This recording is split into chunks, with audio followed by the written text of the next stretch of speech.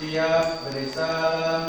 Assalamualaikum warahmatullahi wabarakatuh. Waalaikumsalam warahmatullahi wabarakatuh. Berdoa.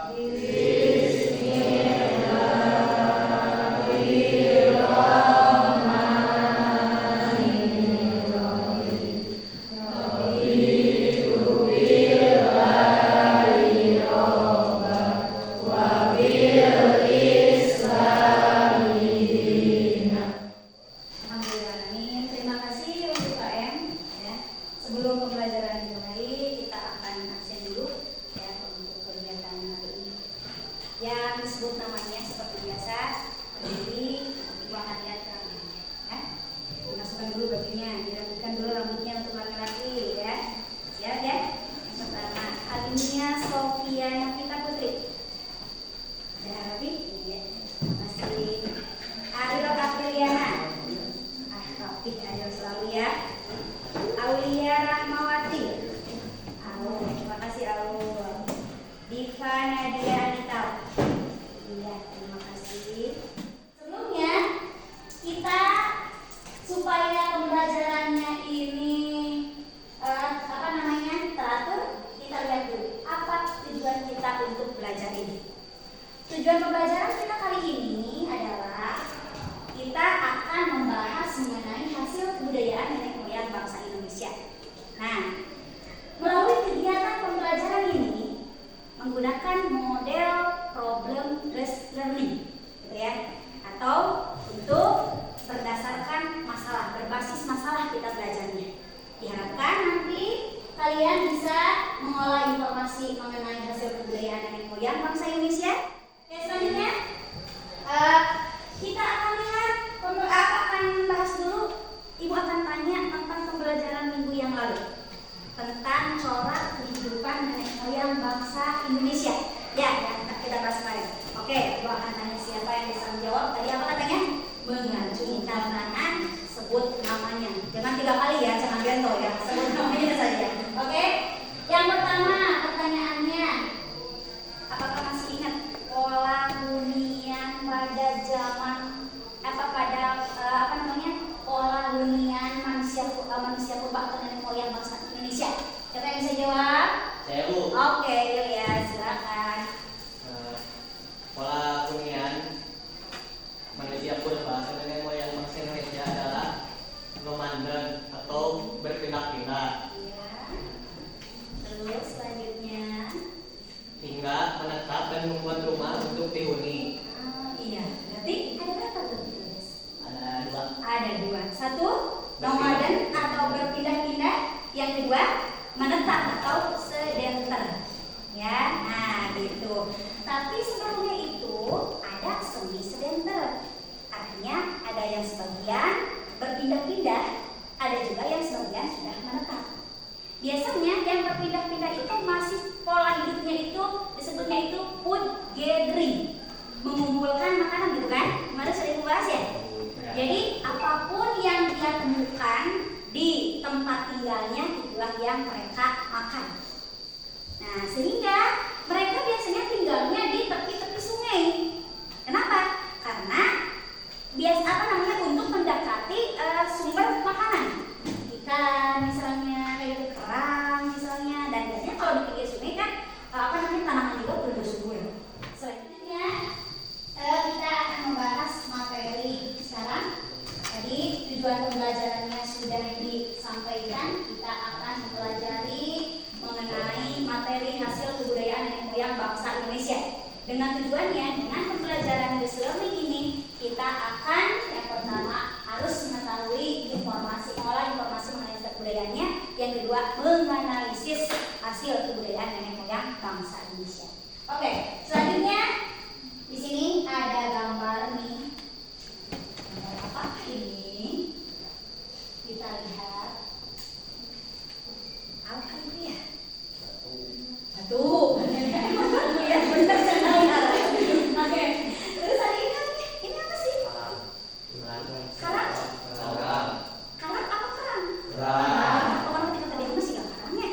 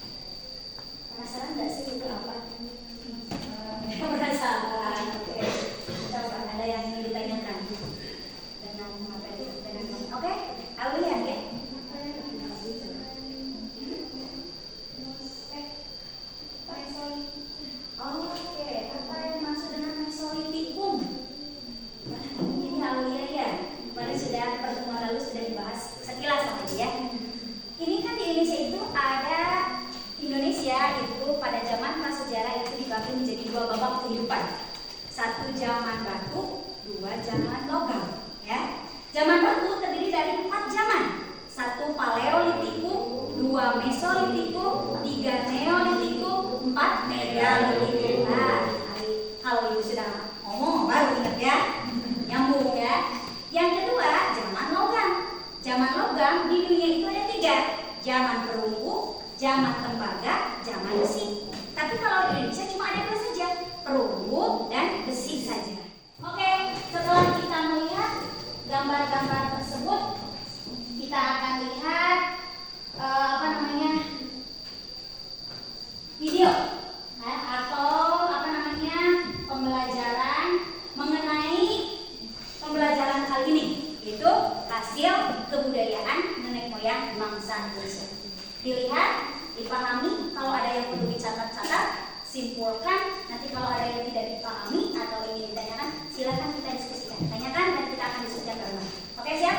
Silakan.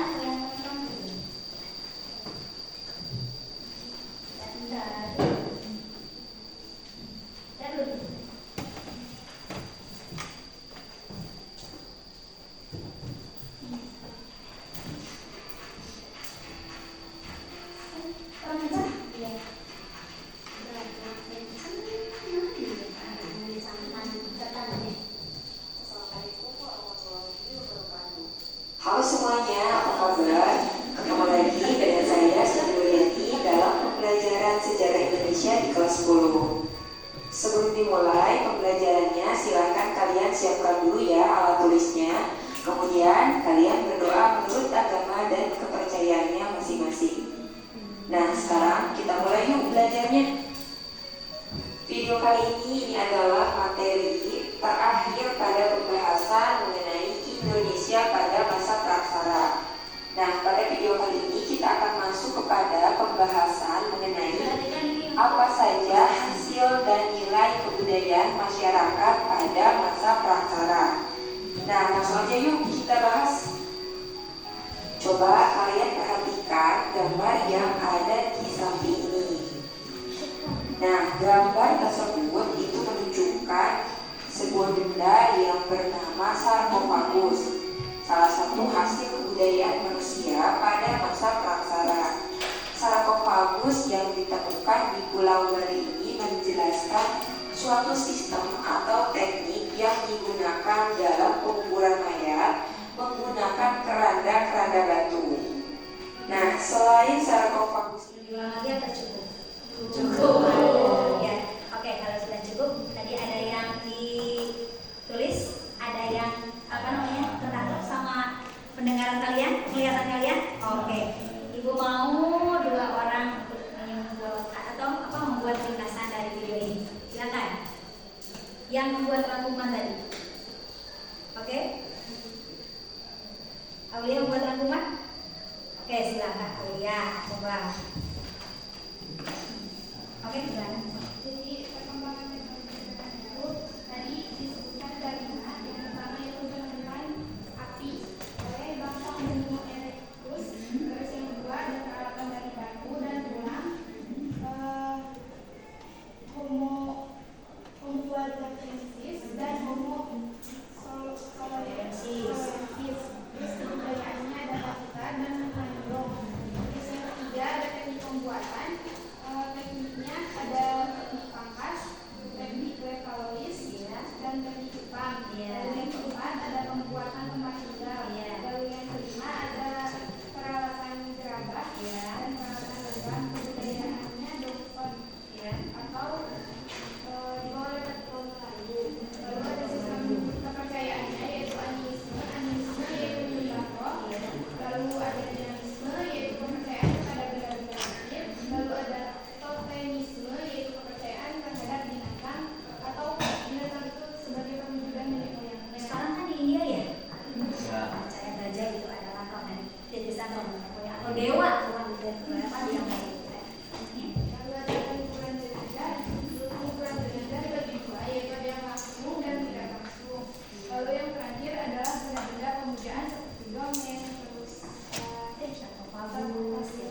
lanjut dan seterusnya. Oke, selanjutnya kemarin kan kita sudah dibentuk kelompok ya. Kita akan bahas sekarang permasalahan yang ada di dalam kehidupan kita sehari-hari yang berhubungan dengan kebudayaan manusia. Oke, atau pemanfaatan dari peninggalan dulu untuk masa sekarang. Silakan kelompoknya, grupnya tergabung dengan kelompoknya masing-masing. Kalau nggak salah itu ya kelompoknya itu kelompok 1, materinya tentang pemanfaatan daur ulang jadi aksesoris atau perhiasan.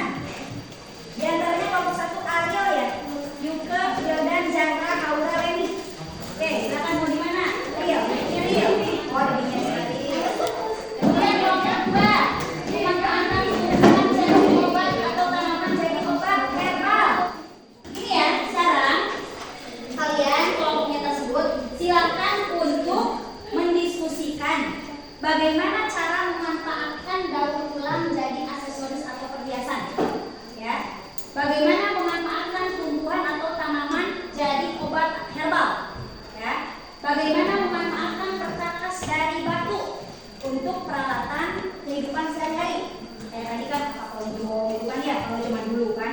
Nah kalau zaman sekarang pemanfaatannya itu perkakas dari batu itu apa saja dan bagaimana proses untuk bisa bermanfaat tersebut, gitu ya. Sambil berjalan aja, kalau ada yang ditanyakan silakan nanti tanyakan. Silakan boleh searching Google, tapi harus berdiskusi semuanya. Oke? Silakan dimulai dari sekarang. Waktunya dikasih waktu 15 menit atau sampai 20 menit untuk mendiskusikan. Siap? Oke, silakan.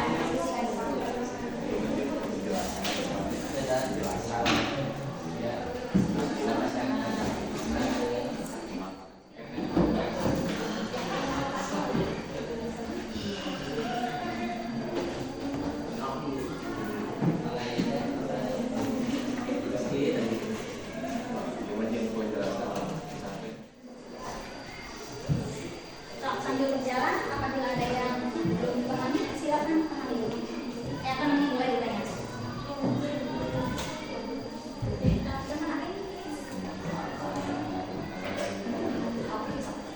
Bagaimana prosesnya supaya penari tersebut menjadi sebuah benda yang bisa dimanfaatkan? Ini ulang. Dari batu.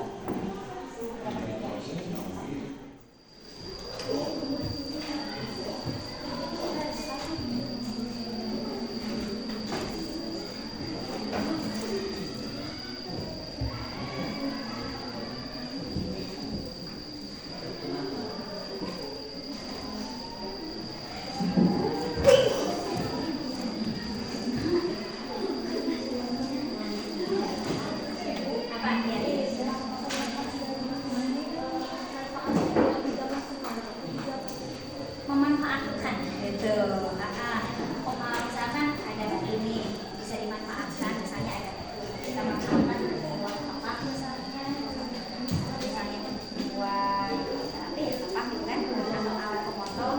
Nah prosesnya itu seperti apa dan pemanfaatannya manfaatnya zaman sekarang buat apa? Ada yang udah sampai? Udah, Ilara udah? Oh, Acan. Bukan yang kita. So, cari masing-masing memang punya masing-masing.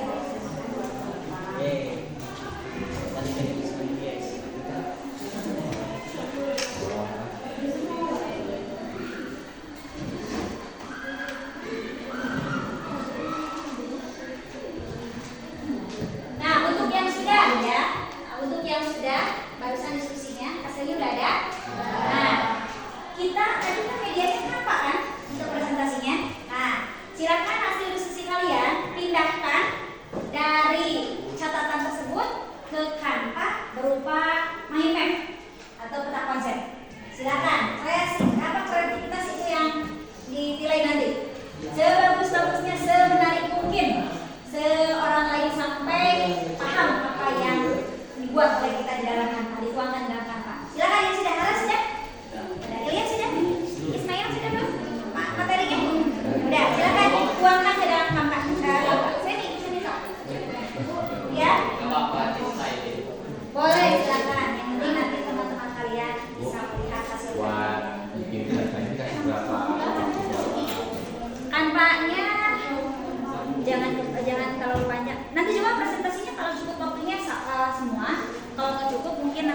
aja atau siapa yang siap? Berapa menit ya? Itu banyak sekali tadi.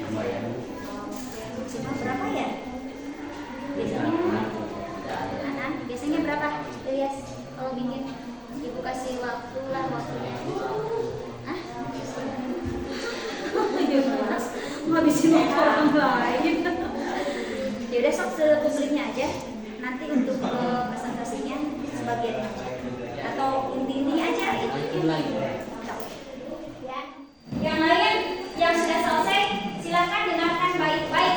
Kalau ada yang mau ditanyakan silakan tanyakan. Kalau ada yang mau diskusikan silakan diskusikan. Silakan harus diskusikan. Assalamualaikum warahmatullahi wabarakatuh. Kenalkan, saya Haraj dari perwakilan kelompok 2 akan mempresentasikan pemanfaatan tumbuhan sebagai obat kakak. Kesimpulan ya. Tanaman herbal sangat penting bagi dunia kedokteran.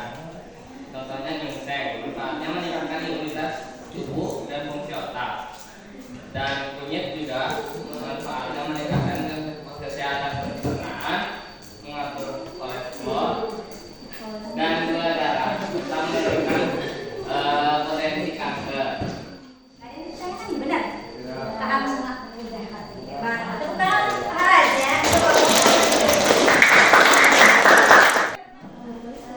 Assalamualaikum warahmatullahi wabarakatuh. Perkenalkan, nama saya Krisna Adria dari Kelurahan akan membahas tentang pemanfaatan lingkungan tidak serius atau pendidikan. Yang pertama, suara petani kebutuhan atau limbah baru dengan pengurangan kembali bahan bakar. Kita menjadi penanaman pohon eksploitasi tambang ini membantu melindungi habitat alam, mengurangi kerusakan lingkungan dan melestarikan keanekaragaman hayati dengan proses seperti kerajinan yaitu sepertinya hijrah.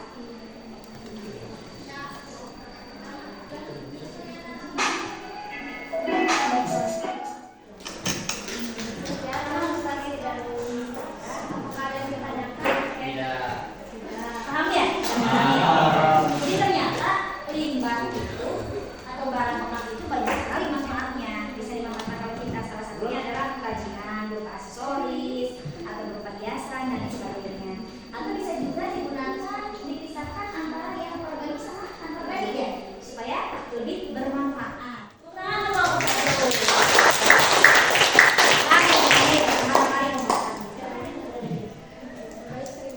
Wassalamualaikum warahmatullahi wabarakatuh. Ada lagi yang lain? Ada waktu 5 menit lagi. Assalamualaikum warahmatullahi wabarakatuh. Perkenalkan, nama saya Muhammad Ismail Malik Binar, perwakilan dari kelompok 4 ya. Saya di sini mau mempresentasikan tentang pemanfaatan alat-alat rumah tangga dari tanah liat. Nah, jadi untuk proses pembuatannya, pembuatan alat-alat dari tanah liat, yang pertama kita bisa pengumpulan tanah liat, jadi dikumpulkan dulu ya tanah liatnya. Terus pilih juga tanah kualitas yang baik ya dan bersih agar kualitas barang-barang dan alat-alat yang dibuatnya juga jadi bagus ya. Terus step kedua kita ada dari pemrosesan tanah liat. Jadi tanah liat juga harus diproses dulu ya, diolah dulu untuk mendapatkan kelembutan dan kekonsistenan yang diinginkan. Sekian dari saya, wabillahi taufiq wal hidayah. Assalamualaikum warahmatullahi wabarakatuh.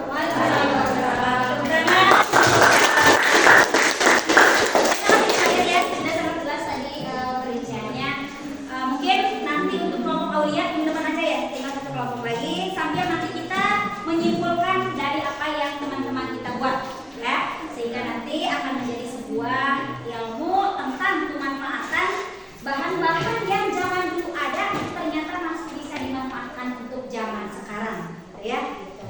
Oke, selanjutnya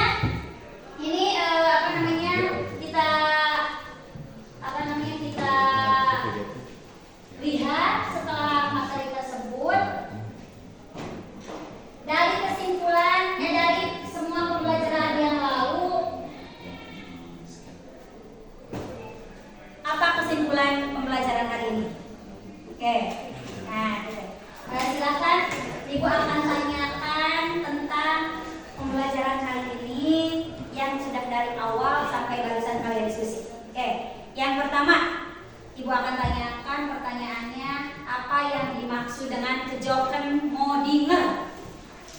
Tadi sudah dibahas ya. Aish, Riji. Oke, Riji. Kejoken adalah beberapa manusia global yang berupa peran dan spirit yang tingginya mencapai 7 meter.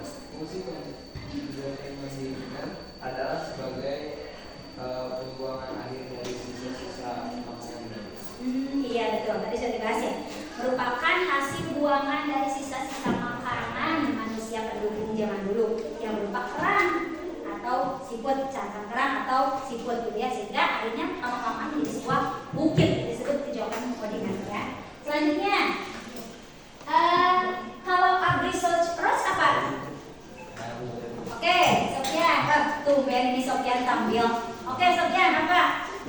Agriculture adalah dua menyerupai ceruk pada batu karang. Dua itu berfungsi sebagai tempat perlindungan dari cuaca dan binatang buas. Tempat tinggal ini namanya gitu ya, yang berupa buah-buah batu untuk berlindung dari panas, dari hujan. Ini namanya juga tempat tinggal kan, dari binatang buas. Ketika mereka masih hidupnya berpindah-pindah atau nomaden. Oke, betul.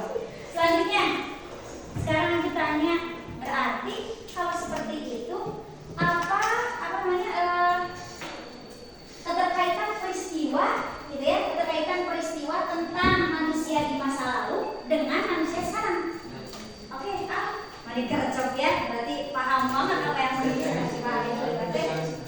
Yang kencang itu yang benar teman-teman. Ulangi lagi yang kencang. Kejadian yang berkaitan dengan perilaku dan pengalaman hidup manusia di masa lampau adalah suatu realita yang objektif, artinya suatu peristiwa yang benar-benar terjadi padanya.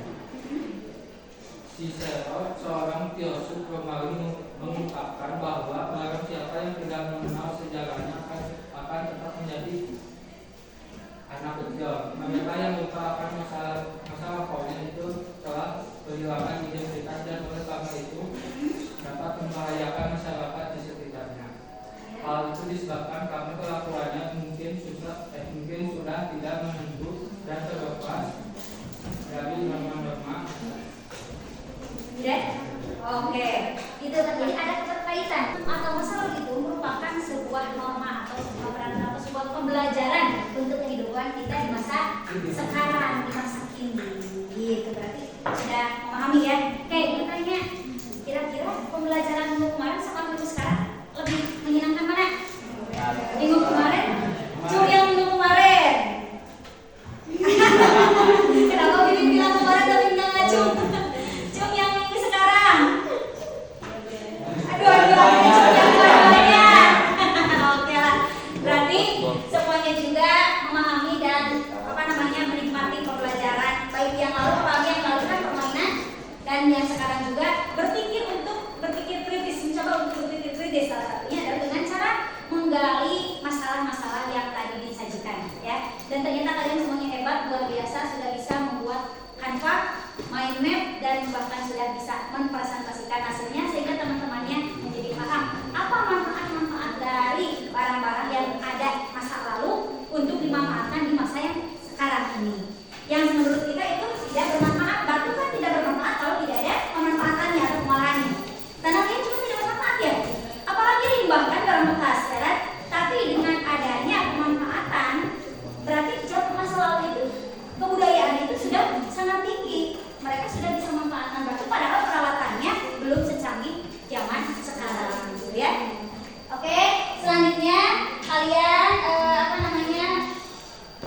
terakhir kalian silakan, ini ada barcode di scan, nanti akan muncul untuk post test materi yang sekarang.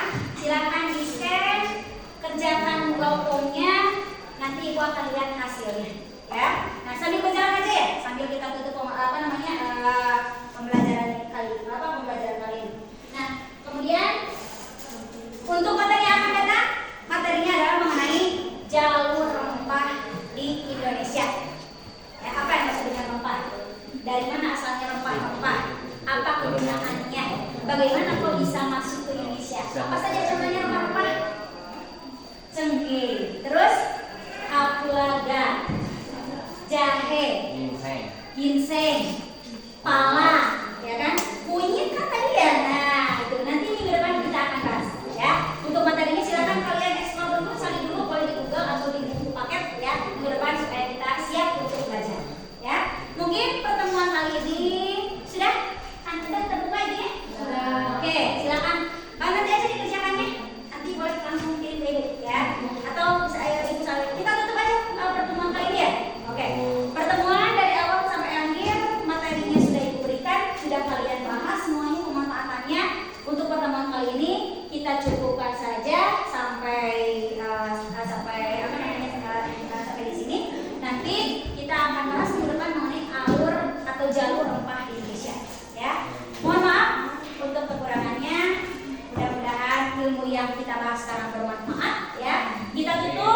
dengan pembacaan hamdalah bersama-sama.